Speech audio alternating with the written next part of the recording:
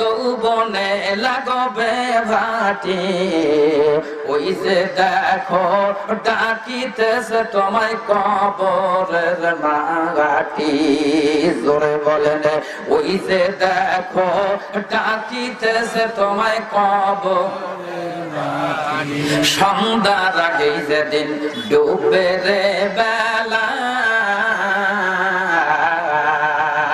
এক পলকে ভেঙ্গে যা।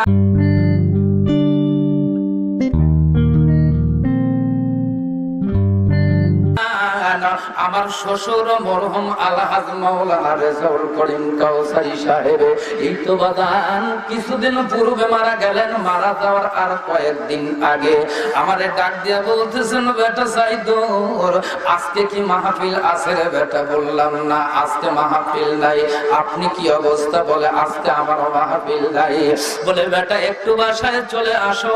বাসায় যখন চলে গেলাম, বাসায় যাওয়ার সঙ্গে সঙ্গে এশার নামাজের জামাতবদ্ধভাবে নামাজ আদায় করলাম।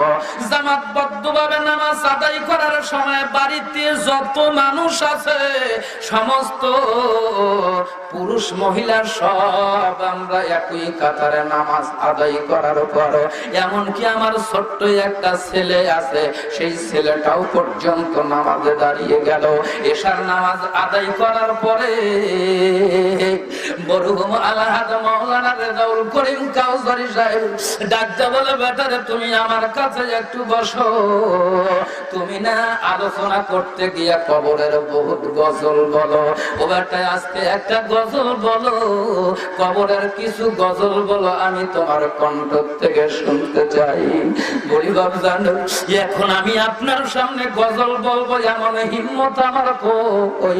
আমার তো গজল গুলা মনেই আসতেছে না।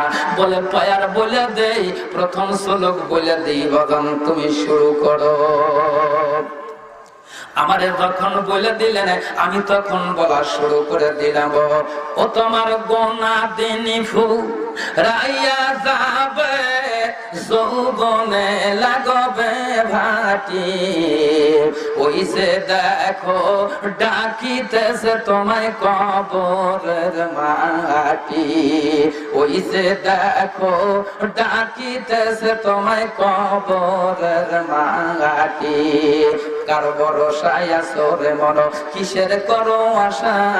এত সাদের বাড়ি একদিন ভেঙ্গে যাবে তোমার বাসা।